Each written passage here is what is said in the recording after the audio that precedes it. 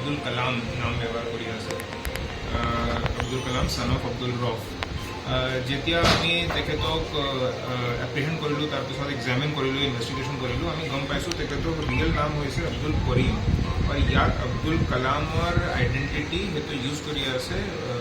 almost মোৰ then 20 ইয়াৰ্ছৰ পৰা সেইটো ইউজ কৰি আছে আৰু তাৰপিছত আমি আৰু যেতিয়া ইনভেষ্টিগেশ্যন কৰিলোঁ চাৰ্চ এণ্ড চিজাৰ কৰিলোঁ তেখেতৰ পৰা এটা পাছপৰ্টে আমি ৰিকভাৰ কৰা হৈছে পাছপৰ্ট 2005-06 টাইমত বনোৱা হৈছে সেই পাছপৰ্টতে সেইটো ফেক নাম যি আছে আব্দুল কালাম নাম ইউজ কৰি আছে তো এতিয়া তদন্তবিলাক চলি আছে কি মানুহৰ ৰিয়েল আইডেণ্টিটিটো কি যিয়ে ক্লেইম কৰি আছে আব্দুল কৰিম তেখেতক নিজৰ ক্লেইমে হৈ আছে আৰু কি তেখেতক ৰিয়েল আইডেণ্টিটি হৈছে ক'ৰ পৰা আহিছে এতিয়া গোটেইখিনি ডিটেইলছটো আমি চাই আছোঁ তদন্তত আছে ছাৰ মানুহজন এনে কোন দেশৰ নাগৰিক কিবা গম পাইছে নেকি আমি প্ৰথমে আমাক আইডেণ্টিটিটো আচাৰ্টেন কৰা আমাক দৰকাৰ হ'ব আইডেণ্টিটি আচাৰ্টেন কৰাৰ পিছতে আমি সেইটো বস্তু ক'ব পাৰিম বাট যেতিয়ালৈকে চাইছোঁ তেখেতক যি পাছপৰ্ট 2005ৰ ইছ্যু পাছপৰ্ট আছে তাত কিবা কিবি তথ্য আমি সন্দেহজনক পাইছোঁ যেনেকৈ তাৰ পাছপৰ্টত এটা পাকিস্তানী ভিজাহে আছে ওৱান ইয়েৰ পাকিস্তানী ভিজা সেইটো তাত ট্ৰেভেল কৰিছে বা কৰা নাই এইটো গোটেইখিনি বস্তু এতিয়া তদন্তত আছে পাছপৰ্ট যে বনাই দিছিলে এইটো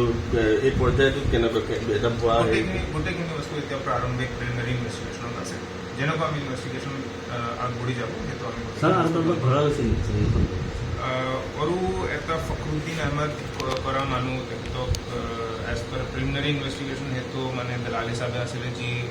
ফেক ডকুমেণ্টছ গোটেইখিনি গভৰ্ণমেণ্ট ডকুমেণ্টছ যি আছে তেখেতক বনোৱা হেল্প কৰিছে তাত এতিয়া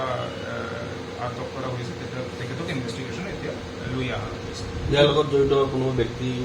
হ'ব পাৰিব ডেফিনেটলি হ'ব পাৰিব আৰু মানে এটা মানুহৰ কাৰণেতো সম্ভৱ নহয় ইমানখিনি ডকুমেণ্টছ ফৰ্জ কৰা তো যোনে যোনে জড়িত হ'ব এইটো গোটেইখিনি আফটাৰ ইনভেষ্টিগেশ্যন ছাৰ পাকিস্তানৰ এজেণ্ট হিচাপে কাম কৰিছে নেকি কিবা সন্দেহ হৈছে নেকি আপোনালোকৰ ছাৰ মানে সন্দেহৰ কথাটো আমি ক'ব নোৱাৰোঁ ফেক্টবিলাক যিমান আছে আমি জনাইছোঁ কি সন্দেহটো গোটেইখিনি সেই আংগলে আমি ইনভেষ্টিগেট কৰিব লাগিব ছাৰ যিগৰাকী ব্যক্তিক তেওঁ পিতৃ বুলি পৰিচয় দিছে বা ডকুমেণ্টত আছে সেইগৰাকী ব্যক্তিক আপোনালোকে যি মানুহ আব্দুল কালাম যি আইডেণ্টিটি ইউজ কৰি আছে তেখেতক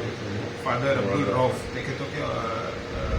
এপ্ৰিহেণ্ড কৰা হৈছে ইয়াত লৈ অহা হৈছে তেখেতকে আমি এক্সামিন কৰিম কেনেকৈ সেইটো ল'ৰাৰ তেখেতক ল'ৰা সেইটো যি মানুহ মৰি গৈছে মৃত্যু হৈছে তাত আইডেণ্টিটি কেনেকৈ ইউজ কৰে